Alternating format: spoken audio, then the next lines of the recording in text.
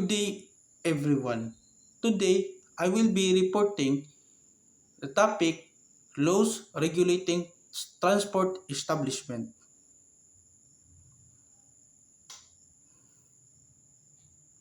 This presentation will provide an overview of the legal framework governing the transport sector in the Philippines, covering land, air, and sea transport.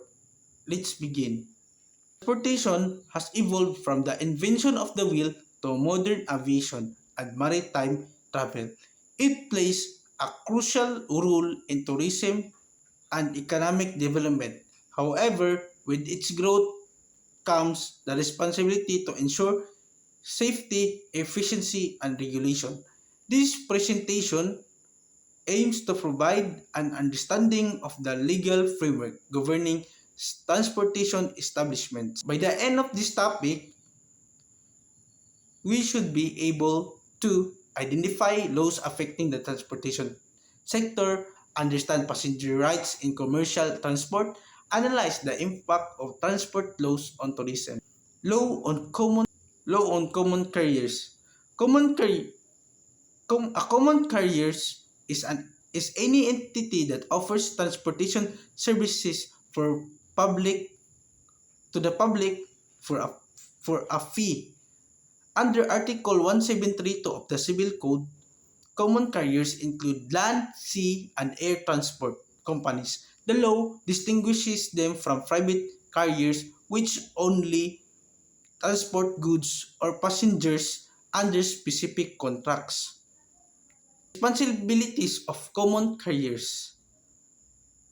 Common carriers must observe extraordinary diligence in ensuring the safety of the of the of passengers and goods.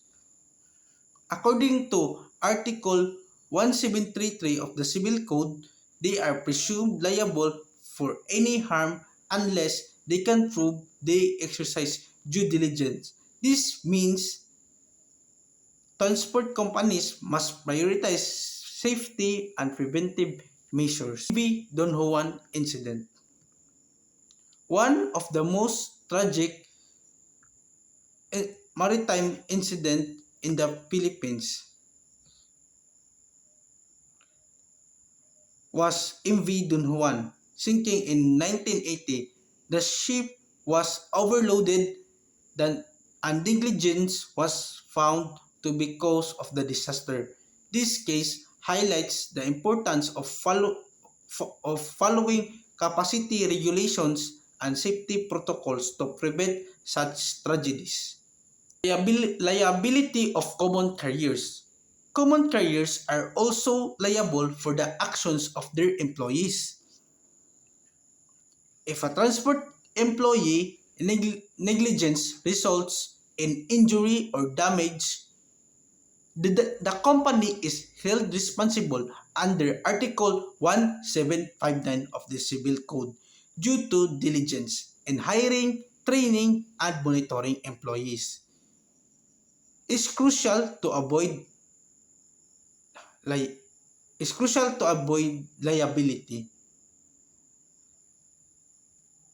Regulation of air transport. The Civil Aeronautics Act RA 776 governs air transport.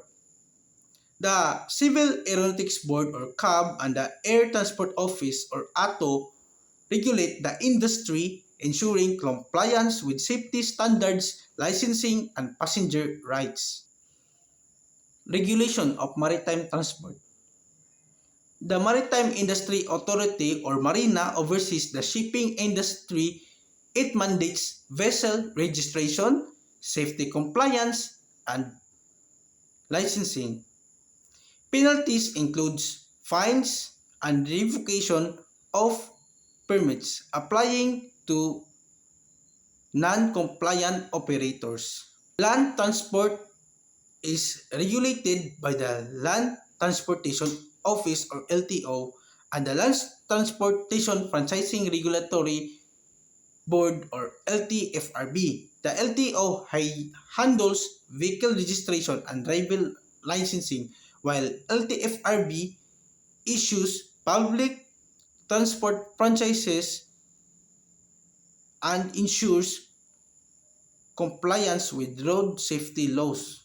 Seatbelt law and road safety.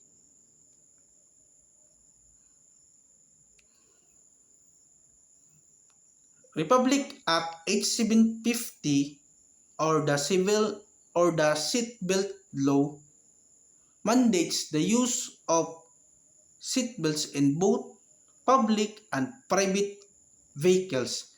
Drivers and passengers must wear seatbelts or they will face fines. The law aims to reduce road-related injuries and fatalities. Law on Transportation of Animals. Republic Act 8485 or Animal Welfare Act regulates and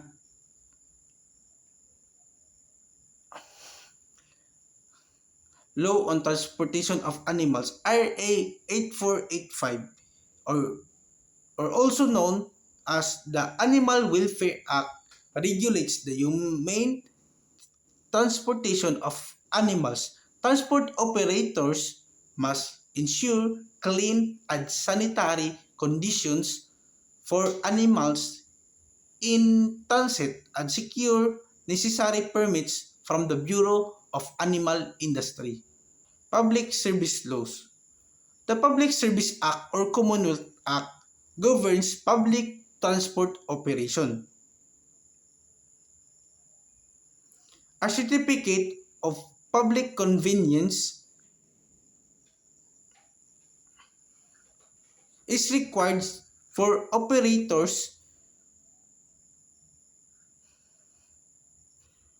to run transport services legally. This ensures that only qualified entities provide transportation to the public. Summary and conclusion. In summary, transportation laws are essential to ensure safety, efficiency, and accountability to the transportation industry. These regulations govern land, air, and sea transport, protecting passengers and goods alike, pro- promoting a secure travel environment. By complying with these laws, transport companies contribute to the safety of the growth of the tourism industry. Moving forward, continuous policy improvements and strict enforcement will strengthen the country's transport sector.